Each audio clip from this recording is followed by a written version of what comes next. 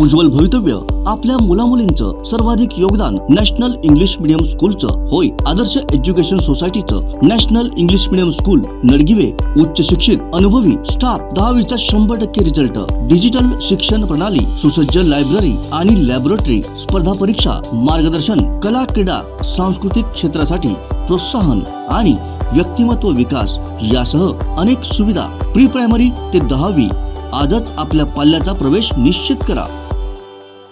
मुंबई गोवा हायवेच्या कामाला सुरुवात होऊन 17 वर्ष झाली।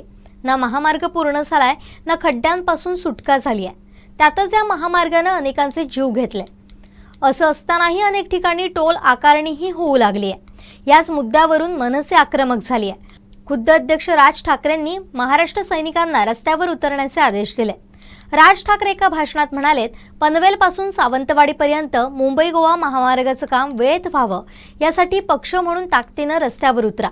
सर्वसामान्य लोकांना त्रास होईल असं आंदोलन नको, पण आंदोलन असं करा की सरकारला धडकी भरली पाहिजे।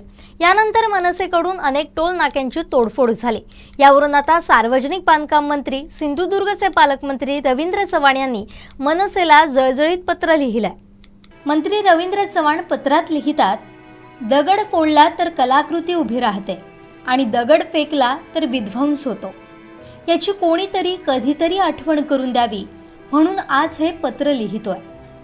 मुंबई गोवा महामार्गाचं काम अंतिम टप्प्यात अतिशय वेगानं सुरू आहे आणि त्यात ही सार्वजनिक मालमत्तेची तोडफोड महाराष्ट्र विरोधी आणि विनाशकारी मानसिकतेची आहे। जे कार्यकर्ते स्वतःला महाराष्ट्र सैनिक म्हणवतात त्यांनी स्वतःला प्रश्न विचारायला हवा की कुठला सैनिक आपल्या देशाचे आणि आपल्या राज्याच्या मालमत्तेचे तोडफोड करून नुकसान करतो। तो कसा काय महाराष्ट्र सैनिक? आम्हीही रस्त्यावर आंदोलन करून इथपर्यंत पोहोचलो, पण आमची निष्ठा सर्वप्रथम देश, नंतर पक्ष आणि शेवटी स्वतः हीच आहे। त्यात अशी तोडफोड करून विघ्न आणण्याचं कारण समजण्यापलीकडे आहे। मुंबई गोवा महामार्ग आता खरोखरी दृष्टिपथा देतोय। येत्या गणेशोत्सवासाठी चाकरमानी कोकणात जाण्यापूर्वी सिंगल लेन पूर्ण झालेली असेल याचा मी अत्यंत जबाबदारीनं पुनरुच्चार करतोय आणि डिसेंबर 2023 पर्यंत पूर्ण मुंबई गोवा महामार्ग देशसेवेसाठी तयार होईल हा शब्द देतो। म्हणून दगड भिरकावून तोडफोड करणारी विनाशकारी विचारसरणी नको। आता त्याऐवजी दगड रचून नवा इतिहास रचणारी, प्रगतिशील कामं करणारी तरुणाईची साथ हवी अवघ्या महाराष्ट्राला। कोकणचा सुपुत्र म्हणून अनेक लहान मोठ्या समस्या जवळून बघितल्या होत्या। यातल्या अनेक समस्यांचं मूळ मुंबई गोवा महामार्गाच्या रखडलेल्या चौपदरीकरण हेच आहे। याची जाणीव देखील आहे। केंद्रात मोदीजी आणि राज्यात त्रिशूळ सरकार गतिमान पद्धतीनं काम करतंय। सार्वजनिक बांधकाम खात्याचा मंत्री या नात्यानं पनवेल ते झाराप मुंबई गोवा महामार्गावर रस्त्यावर कडक उन्हात आणि भर पावसात उतरून रस्ते कामाची सलग 8 वेळा पाहणी केलेला मी कोकणी माणूस आहे। भाजपचा एक निष्ठावान कार्यकर्ता आहे। खात्याचा कार्यभार स्वीकारल्यानंतर हा रखडलेला प्रश्न कायमस्वरूपी सोडवणं ही स्वाभिमानी प्रतिज्ञा केली होती। ती कार्यसिद्धी झाल्याशिवाय स्वस्थ बसणार नाही हे व्रत म्हणून स्वीकारलंय। या कामात असणाऱ्या असंख्य अडचणी सोडवणं हे शिवधनुष्यच होतं, पण कार्यभार स्वीकारताच कोकणवासियांच्या स्वप्नपूर्तीच्या दिशेनं एक एक पाऊल उचलू लागलो।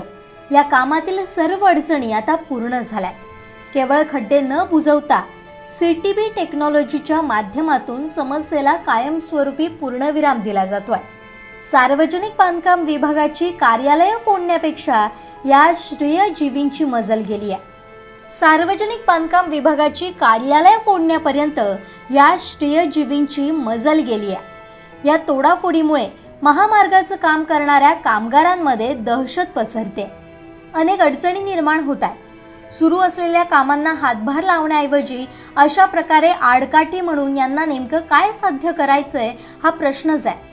गणेशोत्सवापूर्वी सिंगल लेन आणि वर्षाअखेरपर्यंत पूर्ण महामार्ग पूर्ण करणारच या निश्चयातूनच आपला विभाग काम करतोय। ज्या आदरणीय मोदीजींनी काश्मीरमधल्या दगडफेकू तरुणांच्या हाती रोजगार दिला तेव्हाच त्यांची अनेक दशकांची विनाशकारी विचारसरणी बदलली आणि बदलली काश्मीरची अर्थव्यवस्था. त्याचप्रमाणे मोदीजींचा कट्टर अनुयायी म्हणून एक दिवस हीच मंडळी तोडफोड प्रेमी विनाशकारी विचारधारा सोडून कोकणच्या विकासाची आणि प्रगतीची विचारसरणी फॉलो आणि लाईक करतील ही आशा बाळगून आहे आपला रवींद्र चव्हाण. दरम्यान मध्यंतरी एकमेकांचे गोडवे गाणाऱ्या मनसे भाजप यांच्यात रस्त्यांच्या मुद्द्यावरून वादाची ठिणगी पडली आहे. तर दुसरीकडे अमित ठाकरे मुंबई गोवा हायवेच्या पाहणीसाठी कोकण दौऱ्यावर येत आहे. त्यामुळे मनसैनिकांचे हे आंदोलन पेटणार की मंत्री रवींद्र चव्हाण यांच्या आवाहनाला प्रतिसाद देऊन शमणार हे पाहावं लागेल. Bureau report, Konkan 7 live.